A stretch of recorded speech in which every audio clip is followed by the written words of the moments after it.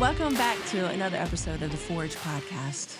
I am your host, Nicole Tice, and I'm joined today by two guests that I am really looking forward to talking to, and here's why. I saw a national headline go by my feed, and here's what it said. It says, she was imprisoned for selling her baby. Now, Delaware wants to make it legal. Yeah, that's what it said.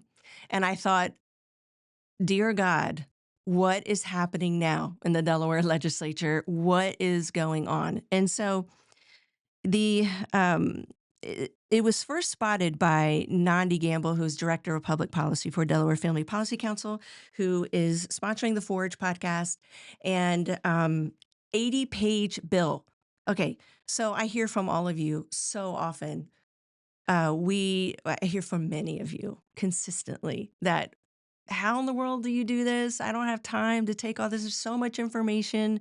I so appreciate what DFPC does, but no time. And hey, I get it. An 80-page bill is a perfect example of that. I am so grateful that we have such capable people on the team that God has put in place clearly who are there monitoring and watching and catching stuff like this. This is important to know about because it's building on a foundation that was laid back in 2015. Okay, so that's another thing I want to point your attention to, that the legislation that passes is sometimes, and we'll talk about this in the podcast, but we can be very short-sighted, and it sounds very innocent, very good meaning, um, in the way that it's being presented, right? I mean, everybody is wanting something good here, and that's how it's being presented in the rhetoric and how it's presented on the committee hearings and the floor. But what Delaware Family Policy Council does, and Nandi's team, is they look very closely at the language and how are words being defined, redefined. That's a big one.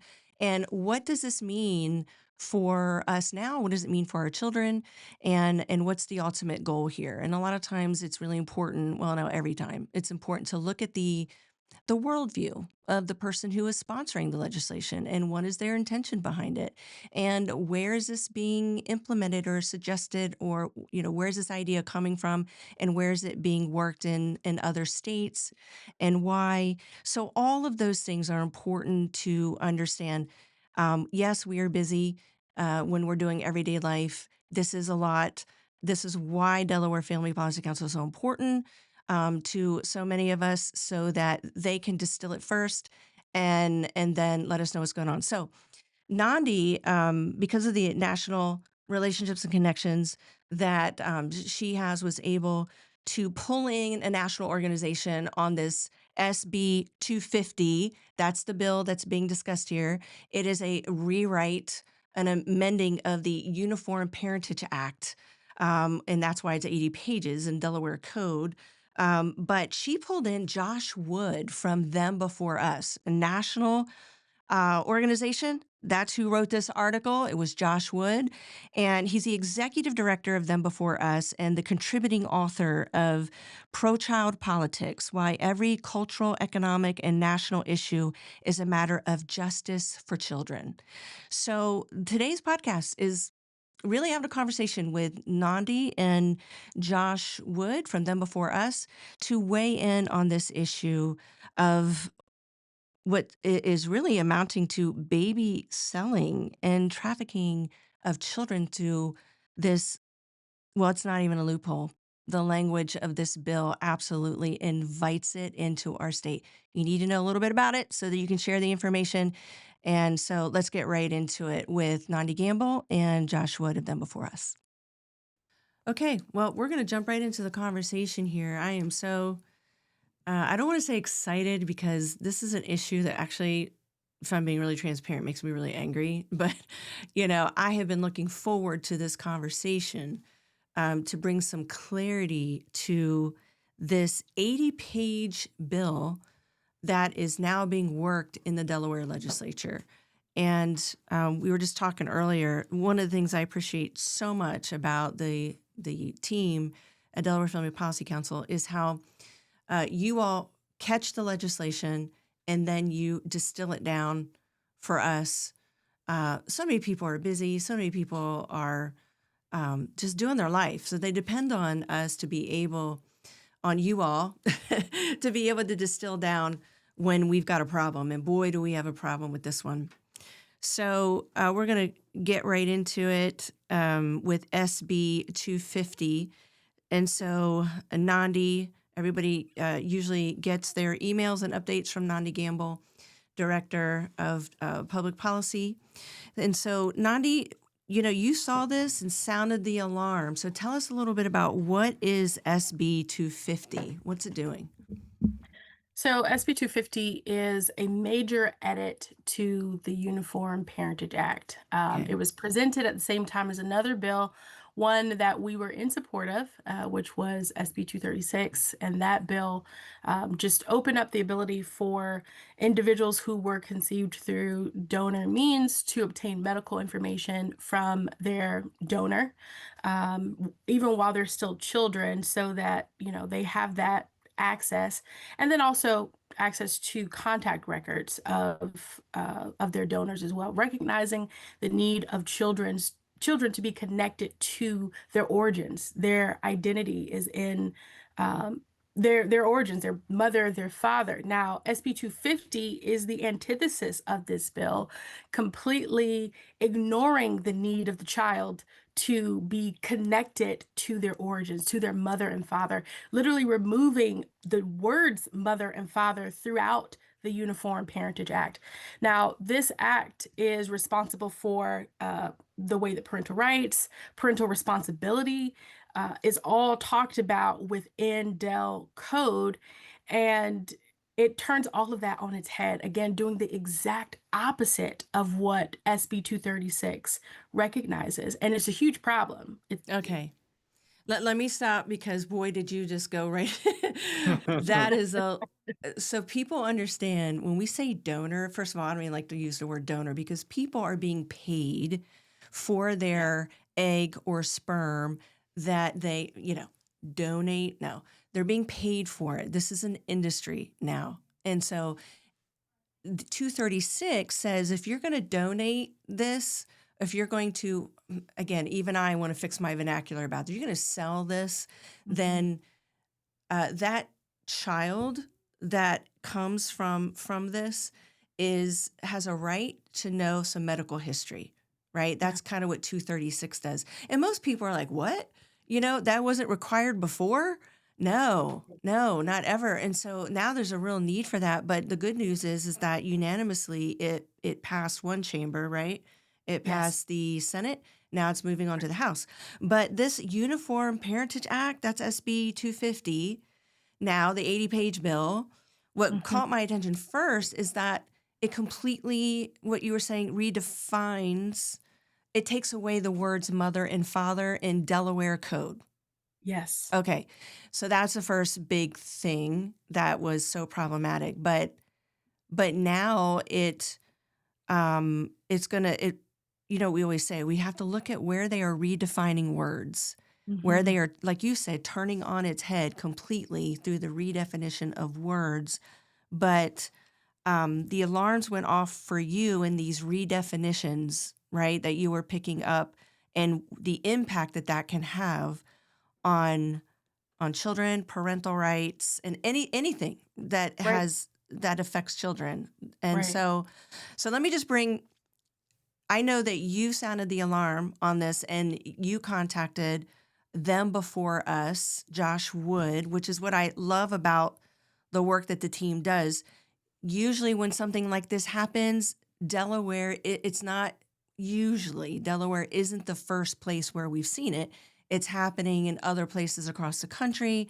And our national allies and partners help us know what's going on here and what it really means and what the full agenda is. So I know you contacted Josh and brought him in. So Josh Wood, welcome to the Forge podcast officially. And tell us what your take is on this. I've been seeing some really wild headlines. This one, wow, it really got my attention from Daily Signal. It says she was imprisoned for selling her baby. Now Delaware wants to make it legal. So, yeah, Hard to tell us. believe, right? Uh, well, first, thank you. I mean, gosh, we love the work that you guys do. We've come up and joined you at some of your events before because we want to strengthen everything you're doing. Delaware, I would hate to know what the state would be like without you guys and your allies and friends. And literally anything we can do to support your work because we know that you're fighting what is sometimes a really uphill battle in some of these states. And unfortunately, we saw a version of this bill getting pitched in Massachusetts last year, and then it tried to get it floated in Pennsylvania too. And I think what we have to recognize about the agenda here, why they're doing this, why they're changing all of these words, why they're redefining these things, and then ultimately that headline, why they are seeking to legalize something known as paid genetic surrogacy, which is where a woman can be paid to conceive, carry, and surrender her own biological child. The reason this is happening is because this industry has one goal, and that is to scale and to cheapen this process as much as possible. They want to make it a child available for every single couple that wants one. They want to make this as easy and accessible as possible. And so, one way that they want to do that is by trying to cut out expensive processes like IVF, where now what's sick about this bill is that it will allow for really even post-conception contracts. So what does that mean? That a court can validate a surrogacy agreement after a woman is already pregnant. It's got an intercourse loophole where even you can still enforce the contract even if there's suspicion that the child was conceived through sex rather than a medical procedure. So what we're saying is where you could go to jail for prostitution, if there's a baby involved, the exchange of money is now legal. Think about that. That if there's no baby that's produced, you go to jail for paying a woman to have sex with you. Now we've got an opposite thing where if you are able to prove you were doing it to get the baby and you've signed your paperwork, you get to take the baby home. This is insane. How we're allowing this to happen in our country, again, blows my mind. But we're hoping Delaware doesn't become, I think it would be the ninth state to do this. Oh, no, I was going to ask, did it pass in Massachusetts and Pennsylvania? Massachusetts, it did, but interestingly, Pennsylvania hit one little PR snag that they didn't see coming. There was a teacher, I believe his name was Brandon Mitchell, who had been caught in 2016 sending close to 12,000 messages to a minor, many of them lewd. I won't get into it for your listeners. Some bad things. He went to jail. He's a sexual offender, a predator, and he decided when he got out, him and his partner, well, I obviously can't adopt. I'd never pass a background check. I'm a I'm on the registry. I can't even go Mhm. near schools. How am I ever going to get a kid? Well, what I can do is create one. So I'll buy an egg, Wow. I'll buy a surrogate, I'll create a kid, take him home. So him and his partner post this 1 year old birthday picture. And obviously, the parents in Pennsylvania who knew that he had gone to jail for preying upon young children were outraged, and they said, "Well, take the kid, Pennsylvania, take the kid." And the York District County or the district attorney said, "That's not illegal. Yeah. I can't do anything. It's not illegal. This is not a loophole." And that's what everyone kept calling it. This is a surrogacy loophole. It's not. This is exactly how surrogacy is intended to function. Yeah. This is not a loophole. This is design. Anyone gets a kid who has the money to pay for it. So the child is property, Right. right? Completely Versus commodified. so surrogacy now bypasses all of the protective measures that you would have through adoption. All the things the state tries to do to protect the child and put the child in the best environment, you bypass all of that with surrogacy. And there are no regulations whatsoever. Anyone can go and purchase these parts and get a surrogate, rent that womb, and then produce this child, bring this child into the world. Um, and I know there's more and more stories coming out of all the abuse around this is significant. So you're saying that Pennsylvania got wind of these abuse situations and backed off of this, Yeah, knowing that they were creating a wide open market for this, right? well, the logic goes, wait a second. We have all sorts of abuses occurring because this was a donor egg. This was called gestational surrogacy was the loophole through which, or the pathway with which this man took it. Gestational surrogacy is where a third party woman takes another woman's egg, somebody else's sperm, so she's not related to the child she's carrying. Mhm. And that's common. We almost made peace with as a country this form of surrogacy. But what we are now seeing a regression to is, hey, if I'm a mom, I can just take my own kid, I'll use my own egg. We don't have to get an IVF or anything, and I'll just sell my own child. And that is beginning to trigger people because they go, wait a second, that's worse. So Pennsylvania said, we are having abuses in our own system. We're not even stopping sexual predators from using this.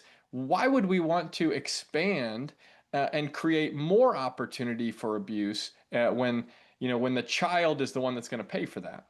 Yeah. Right. Right. Delaware should be asking the same question, Right. right? Because we're creating, like you said, we're creating a market for this. Yeah, Yeah. that's deeply, deeply troubling. So you mentioned, and these are terms we should know now because this is the front where legislators are trying to legislate on this gestational surrogacy and genetic surrogacy. I think definition of terms is really important here. Mhm. So in gestational, the surrogate is unrelated, somebody else's egg, somebody else's sperm, just carrying, which we know you're never just carrying. I mean, Right. it's truly it's extremely significant foundational. But then genetic surrogacy is when the mother is it's her egg, and she's selling her child to whoever, right? Who if somebody can contract her. Is that how it works? Yep. So what's interesting is back in 2011, you all, Delaware, had a case with a girl named Bridget Wismer. Maybe some of your people remember this, but she sold her newborn to a man for $15,000 in cash in a parking lot of the Delaware Park Racetrack.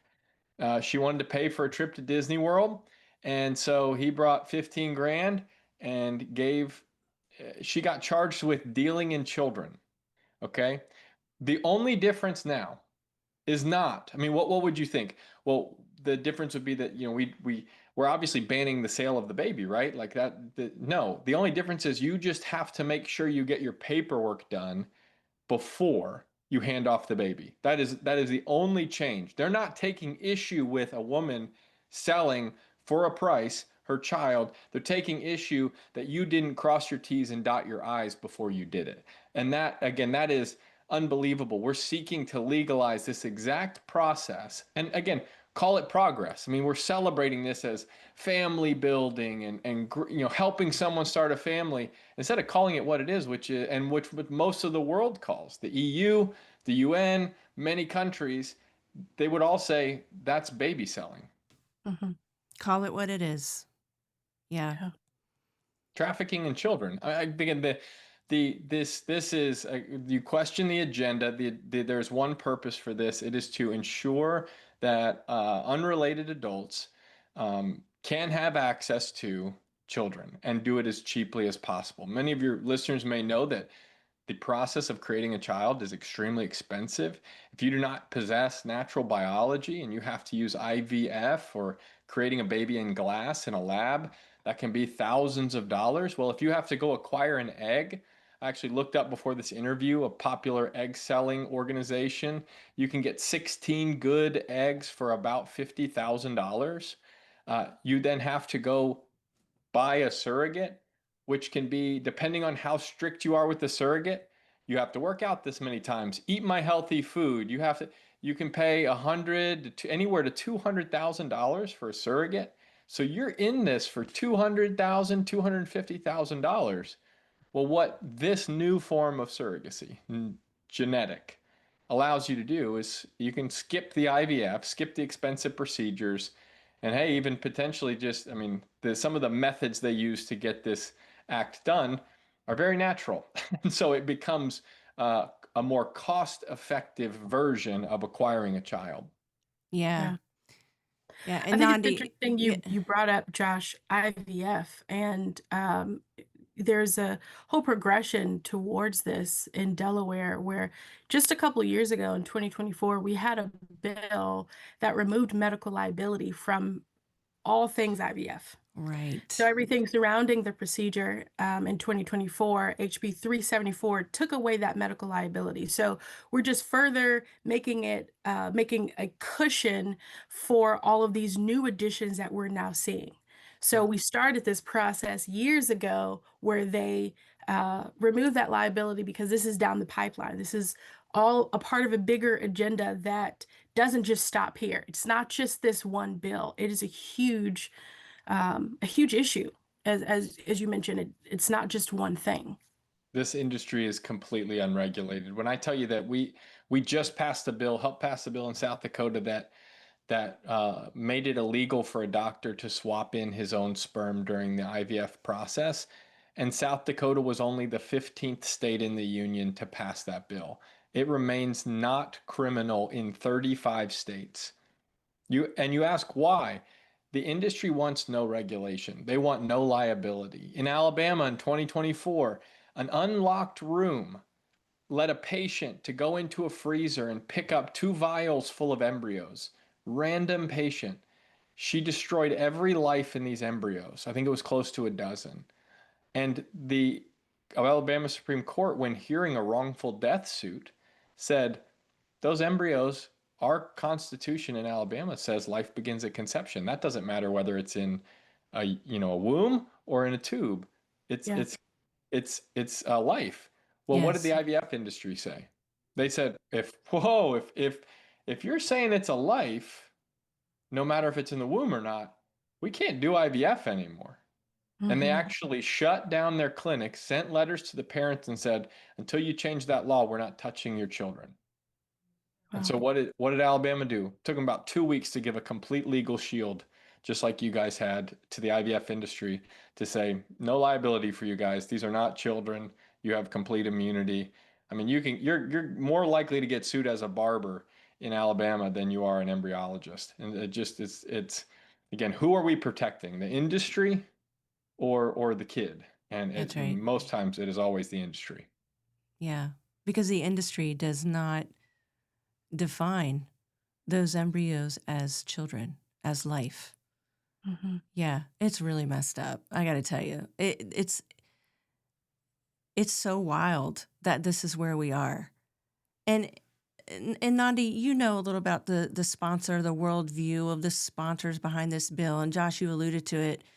You know, why are they doing this? Why is this such an issue to them that they are advancing this agenda? I think you said, I mean, they look at this as an equality issue. Right. Is that right? Yeah, well, that's the thing is it when if I mean this rolls all the way back to gay marriage in 2015 when they said we have to make marriage equal. It wasn't about the ceremony.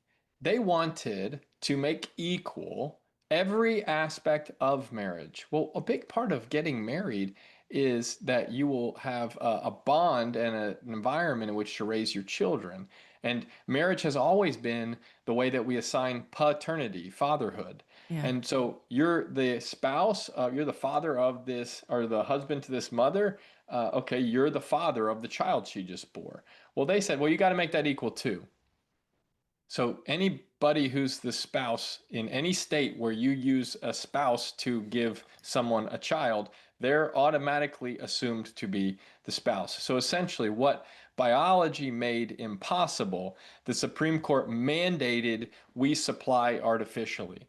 And so everybody had to rewrite their family law and Hmm. called That's right. they called it equality. They said this is not fiction. We just are saying you can, the way we've always understood someone to be a father, that I created my child, that definition has existed for millennia. I fathered that child.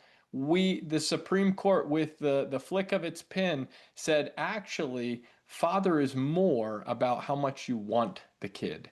It's about whether you desire the child. It's about whether you paid for the child. And we actually get to decide as a Supreme Court what being a father or what being a mother is. I mean, that's the thing. People don't understand that we basically instituted a regime. We all know sex assigned at birth, that crazy line that they used to tell little girls that they were boys and little boys that they were girls.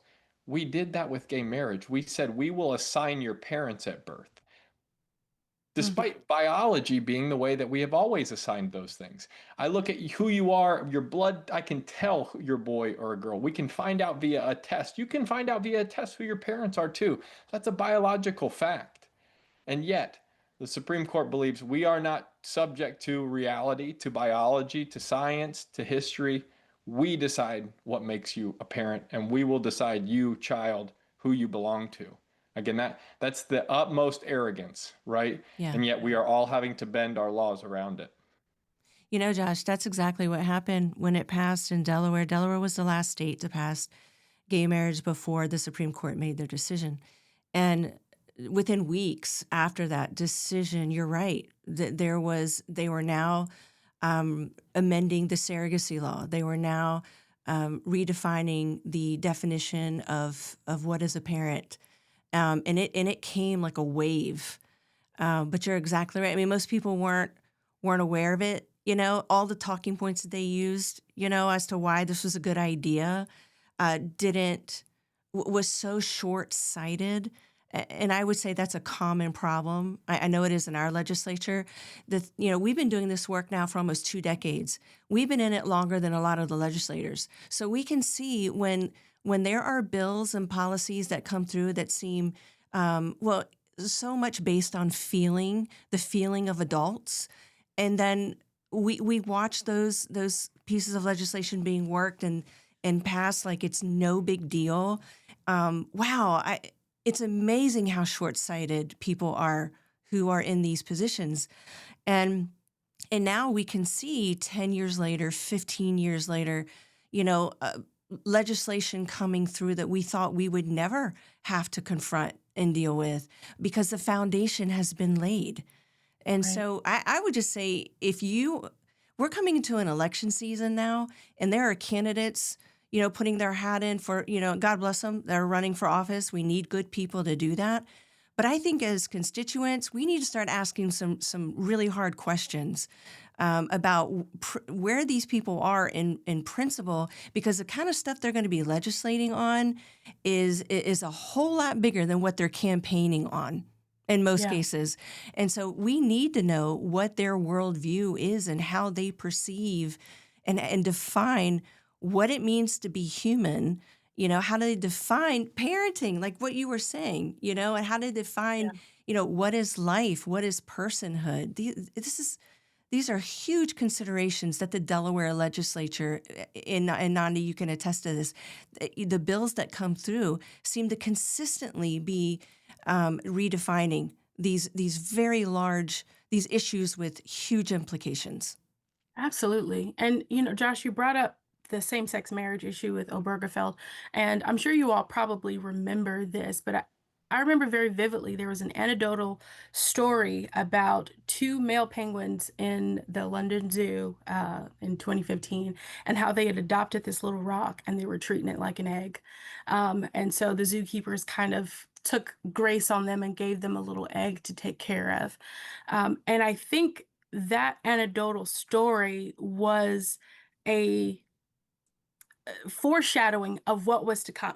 Yeah. And it was about the same-sex marriage issue, but that whole they adopted a rock, so we had to give them a little baby. It was making that connection of because this same-sex couple, they are seeing themselves as a marriage and they love each other, they now have the right to also be parents, uh, making parenthood a right rather than a privilege given by God. It's completely shifting the order of things. And that, again, that story, I think, like you said, Nicole, we were very short sighted. I remember hearing that story, and the only thing I thought of was the Obergefell issue, but not seeing the connection of how this would affect IVF, surrogacy, etc. down the line, they were already giving their foreshadowing and their connection of that story. And that's what we're seeing with this edit of the Uniform Parentage Act through SB 250 is Yeah. it's making that penguin story come to life. It's making the final connection of we have the same sex couples that we are saying, these couples are married and now they also have the right to children. And we have to remove every single barrier that prevents them from doing that so Okay. that there's, as you mentioned, Josh, equality. So Hmm. that's the why. Okay. And now we're seeing though what far beyond that anyone can bring these parts together Yeah. to create this child, and the child has no rights whatsoever. And that's the problem. The child has no protection. And so I really appreciate the work of them before us to and the framework that you all come from with making this about children. I so appreciate the kind of work that you're doing and how it has helped all of us see this rightly and what's happening now that we have so many children who are now adults who are dealing with all the issues that come from not from being denied the right to a mother and a father, knowing anything about where they've come from. Well, Right.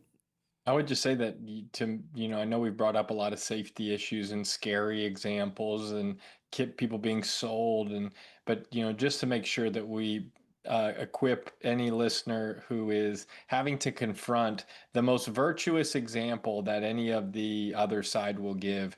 The two men who are going to they have a sister who's going to carry the child and they're not going to pay anything and they're going to be really great parents, and neither of them are on a sex registry or anything like that. Just always keep in mind, anytime you see a kid with two dads, scare quotes, dads, they have lost something to make that equality possible. There is no situation in which that child, that you enforce equality, that equality cannot come at the cost of intentionally depriving a child of their mother. That person, that kid must sacrifice immensely to make possible someone else's, again, quote, family. I think that's it for us. That can never be, the child can never bear that on behalf of adults. Your equality can't ever cost that. And again, that's not bigotry. What biology has prohibited is not bigotry. We are simply protecting what every child is owed, which is, the right to be raised by their mom and dad. Yeah. Well, we'll end on that because I know that people want to know how to take action on this. I want to know how to take action on this. So I know that there is a live petition. We need as many people as possible to go to DelawareFamilies.org/them before us. There'll be a couple URLs, I think, out there, but we will, it'll be under DelawareFamilies.org/them before us, or stop baby selling, or no baby selling in Delaware. We will make sure we attach that in show notes. And I also want to put in show notes the article that you did, Nandi and Josh, together on SB 250 and Bay to Bay News. Shout out to Bay to Bay for even covering this the way that they did. But we'll include that also in the show notes or on the petition URL. And then the article that you did by Daily Signal, which is titled, "She Was Imprisoned for Selling Her Baby. Now Delaware Wants to Make It Legal." Wow, that'll get some attention for sure. Thank you for the work that you've done, Josh, to highlight this, to bring awareness around it. And we definitely don't want Delaware to be the hotspot state where all of this takes place. Now that, as you said before, Nandi, that Delaware has removed all the medical liability around this kind of practice. So we're urging people, please take action on this and sign the petition saying, no, we don't want Delaware to be known for this.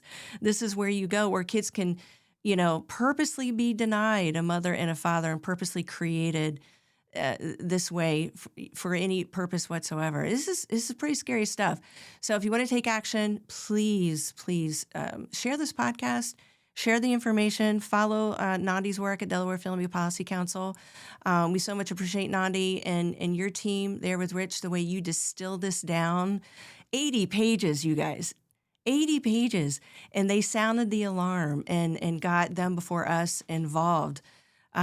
Praise God. Thank you. But now we've got a part that we've got to play, and we've got to amplify this and get it out and make sure people are aware.